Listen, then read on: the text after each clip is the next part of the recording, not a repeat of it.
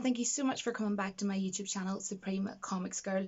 Now today I want to talk about new news that we have for DC, and that is that Warner Brothers, the chairman of Warner Brothers, yesterday afternoon, has confirmed in a statement that we're going to be getting a Wonder Woman 3 movie, and this is so soon after the release of Wonder Woman 1984. So I wanted to come on and talk about it and see what all of you guys think about this new news. In a way, I'm really excited, and in a way, I'm a wee bit slightly worried, but I am willing to give Patty Jenkins a second shot at this, But if you've seen my Wonder Woman 1984 movie review, I did that yesterday. You will know that I thought it was very mediocre. That was literally what my title was. Wonder Woman 1984 is a mediocre review. But I want to come on and talk about this because Patty Jenkins did so good at the 2017 movie Wonder Woman, and the world building that she done in that movie was absolutely incredible. It was stunning, the Amazons and everything. And what I want to say is it seemed very strange at the very beginning, the opening of this movie, was the Amazons. We had, little young child, Diana Prince, in a competition with the horses and everything, and that was all absolutely beautiful and breathtaking. But then when you get to the end of the movie, you were kind of like, for Wonder Woman 1984, that didn't really fit. You know what I mean? Obviously, you don't realise that at the beginning when you're watching because you've just started watching the movie.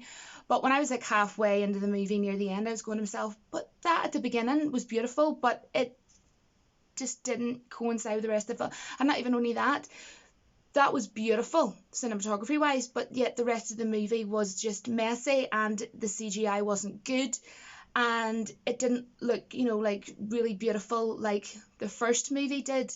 Yet the world building in this it really did fall, if you in comparison to the world building in the first one and the world building in this one.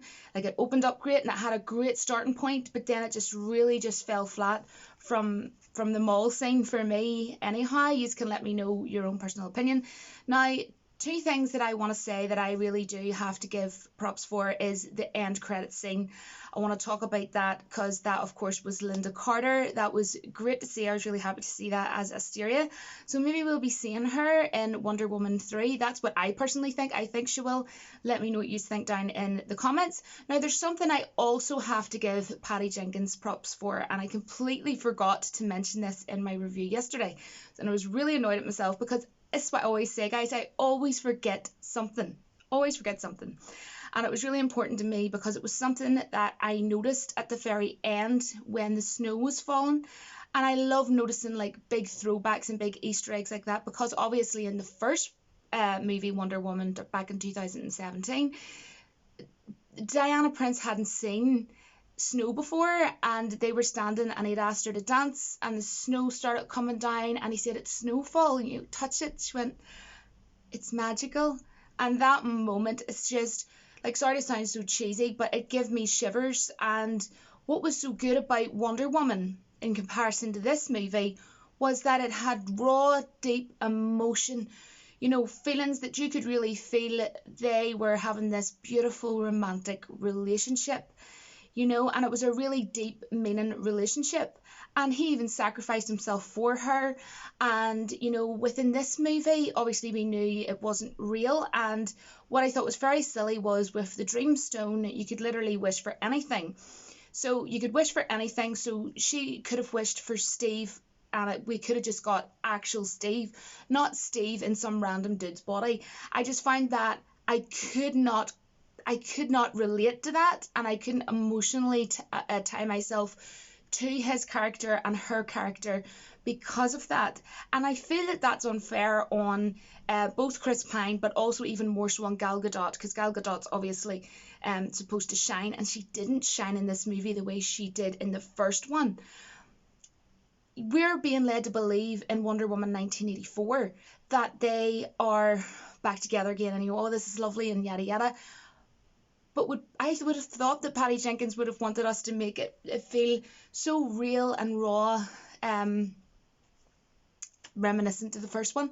But that's not what she went for. She went for, this is some random dude, let's just put him in that body. And it just, like I said in my review, it felt like how the TV series Ghost Whisperer ended. He died, he went into someone else's body, and then they were together again. But that's just my own personal thoughts. Also, so like world building in comparison, way better.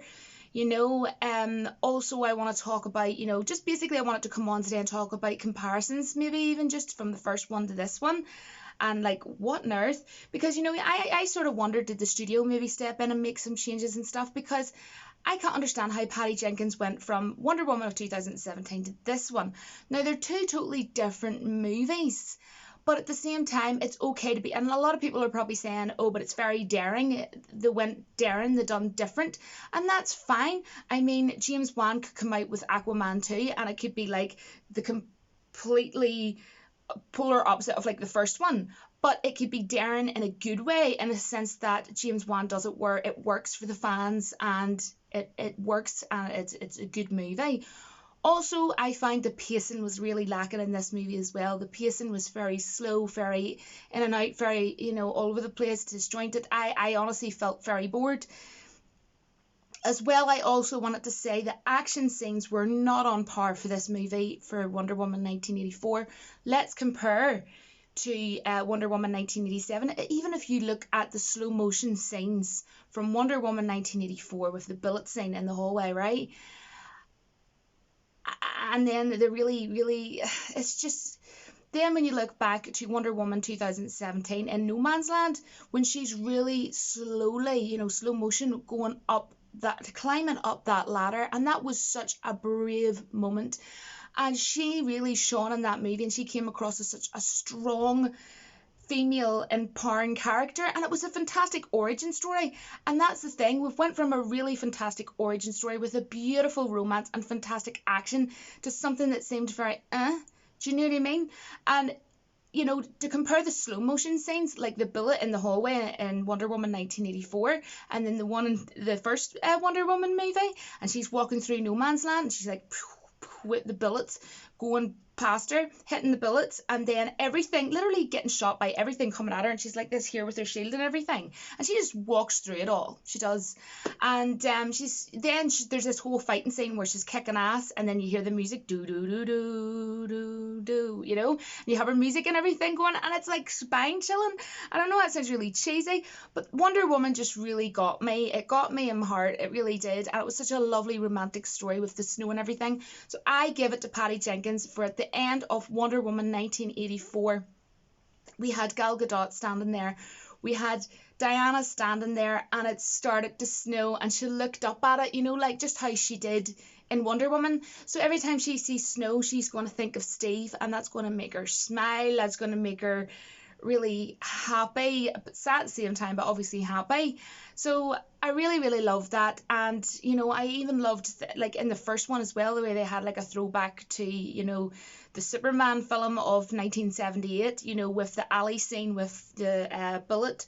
So I really loved the first one, obviously a lot more than this one. Like the other one, there's no comparison to me in my opinion, but there is a lot of divisive opinions going about, and I have never seen fans this divided since like Star Wars The Last Jedi, to be quite frankly honest. I would like to give Patty Jenkins another chance, and I hope that, I would like to feel that she has listened to what the fans have been saying. She is bound to know by now, obviously, what people are thinking and what people are saying, and I hope that she really does take it on board, because at the end of the day, she would want to make the fans happy, would she not? Clearly you would want to. So hopefully she will listen to everything and take on board everything that people are saying, about the characters overacting. I felt they were overacting. Watch my review if you didn't get to see my Wonder Woman 1984 movie review. It was, where was the 80s? I'm sorry, but you even had the song How Does It Feel by New Order in there, and that screamed 80s for the trailer. So I feel kind of cheapened. I felt like I was cheated, because I got 80s from the trailer. Very sneaky, I thought, of Warner Brothers DC. And then we just got handed what I felt like scraps of what we thought we were going to be getting was an 80s movie. Like, where was the 80s cheese? We had a couple of instrumental songs in a party scene, but we didn't have like 80s cheesy music, you know, like retro stuff. I was looking for real like retro, you know. But even regardless of the 80s, forget about that for a second. It was a messy film. It was quite boring, to be frankly honest. It's watchable, as like I said in my review, 4 or 4.5 out of 10, guys. I am sorry. So really, I just wanted to come on and let you know that there is a Wonder Woman 3 movie coming, and that's 100%. That's not me coming on and saying, oh, it's a speculation, it might or might not happen. It has actually been confirmed, guys, by the chairman yesterday afternoon that we are getting a Wonder Woman 3. So there we have it. And you know, with the world that we're living in, goodness knows when we're going to be getting a trailer.